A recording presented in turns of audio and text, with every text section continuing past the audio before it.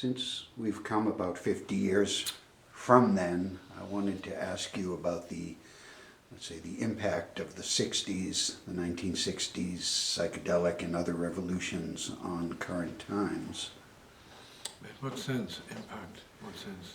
The music was different, everything was different then, and it evolved to whatever's going on now. It was a separate track, actually. Seems like it was. Its own reality. So people from the 60s, in some ways, are still in the 60s. And even though we're in 2018, not many people are actually in that time. And then there are some people here who are in the future time. Some are in the past, some are in the present, some are in the future. And that is not to say that it's particularly good or bad in any time, but we are responsible for keeping ourselves in the positive future, the positive present, and the positive past.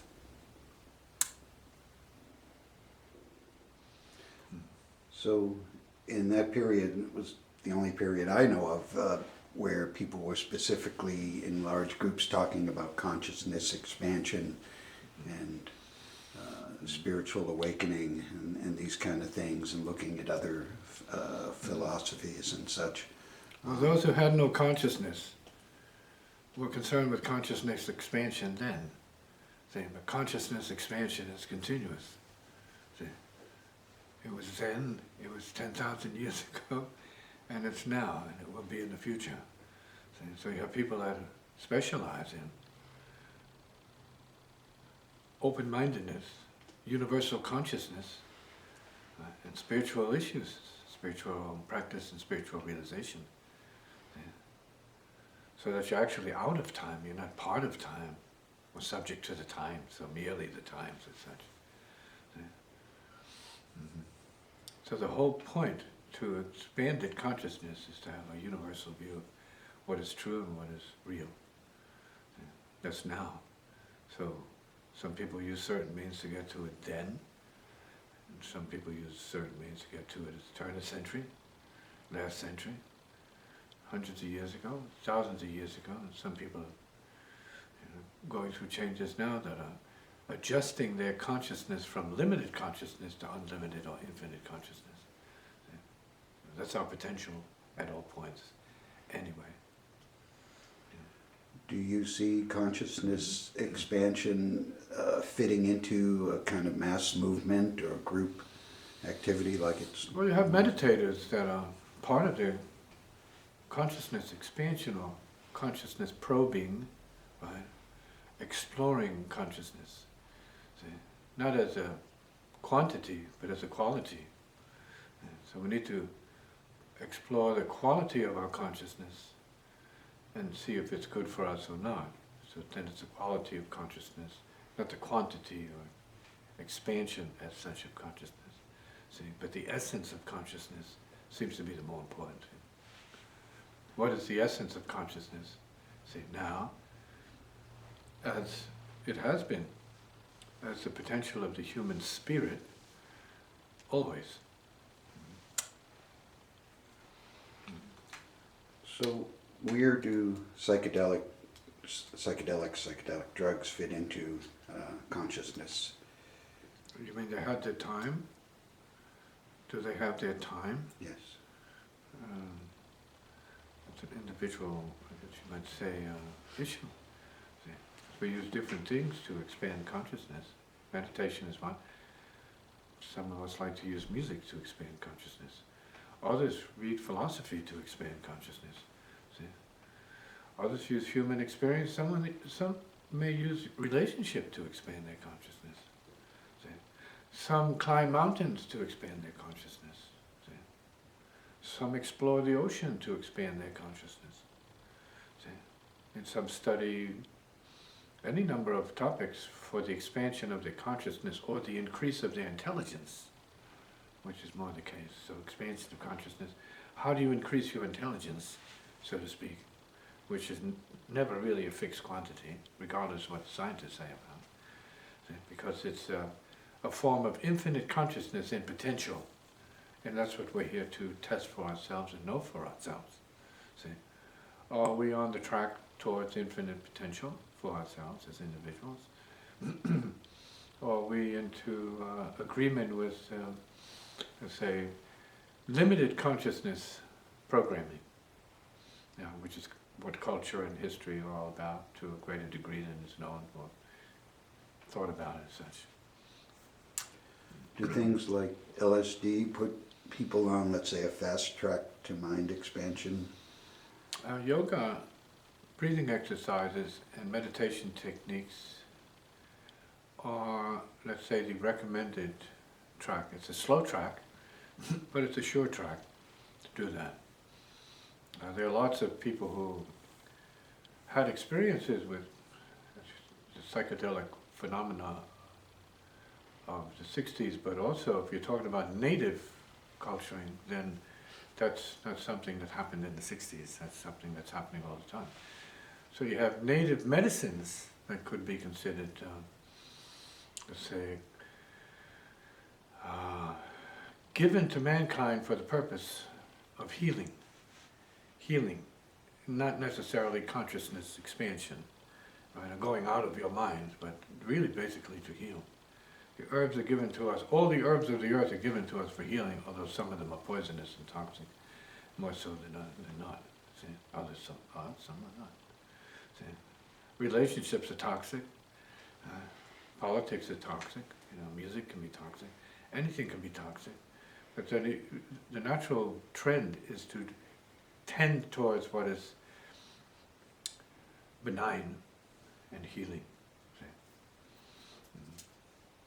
So if you're talking about the psychedelics of the 60s, that was a form of that kind of, let's say, exploration. But the herbs of the earth have been available to natives forever, right, as medicines and foods for the mind and the body. And that's understood history. There's no doubt about that. Do you think people like Timothy Leary have made a positive contribution in disseminating these psychedelics widely?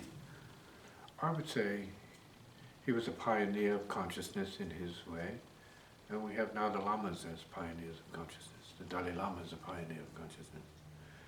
The Gyalwa Karmapas, I knew the 16th Karmapa.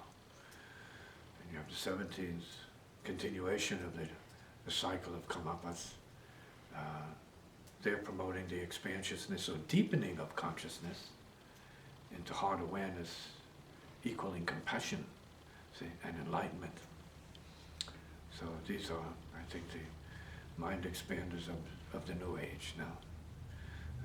Regardless of what the so-called psychedelics may do as a, let's say, a cultural form of, more immediate fix for some people. Not for everybody, everyone's different. Meditation works for some, psychedelics and other herbs, I guess you might call it like medicines, can work for other people. So what we're really talking about is healing and enlightenment, most importantly. See? How do we get to that? Right? Sometimes that can show up as friendship, maybe mutual realization occurs when the right two people come together. For the moment, anyway. Okay. And then we have the, let's say, original intelligence of creating healing by moving towards positive views, positive feelings, say, positive actions. Then there's healing by that approach too. See? So you have doctors and you have people who are just gifted with natural healing powers. See? So who has the healing powers that we need as individuals for ourselves? See? So then it becomes that. Not just, let's say, medicines that are, let's say, given or prescribed medicines, or like native medicines, not even that, but just the medicine of the mind, the medicine of love, see? And wisdom, heart wisdom, that kind of demonstration and healing for some people. Because you have a lot of people who are going to, let's say, the psychedelic route, but it's momentary. They get a glimpse of what it is. But we're breathing beings, so what can we do with our breathing that can help us to heal? And so then we have to go to the yogis, or we go to the chanters and the meditation specialists. They have mantras or incantations and chanting, I guess you might say recommendations for people to bring their mind back down to alpha wave and theta wave energy, calmness, clearness, and so on. Music, again, is Yeah. my favorite music. It seems most people who are engaged in the psychedelic use think in terms of getting higher or getting high. You talk about going deep, not getting high. Can you contrast those? Well, I think what is being referred to here in terms of getting deep is going to the core of one's being. What is the essence of your nature? What's the essence? See, that's deep, deep. Means we have to go inside, go from the, let's say, the physical to the subtle, the super subtle, then to the spiritual. It's going deeper. See, going into, see, into consciousness, into beingness, see, to the essence, the core, dot, the point, see, the point of your being. And that's what realization practice points you to, opens you to, directs you to. Who are you in essence? See? Not by virtue of your tendencies and, let's say, crazies, see? Neuroses, see? But by virtue of your original essence or spiritual nature. See? So it would have to be that. I was raised by spiritualists who had that in common with other explorers of intelligence. You have to go within and work from the inside out, so to speak. But I mean that spiritually, not merely psychologically. What are you truly made of? See, I think that's a fundamental question for those who care to understand themselves more intimately or directly in terms of what their essence is or what it might be. See? Not as your name, not as your family culture, not even as human culture, but as spiritual being.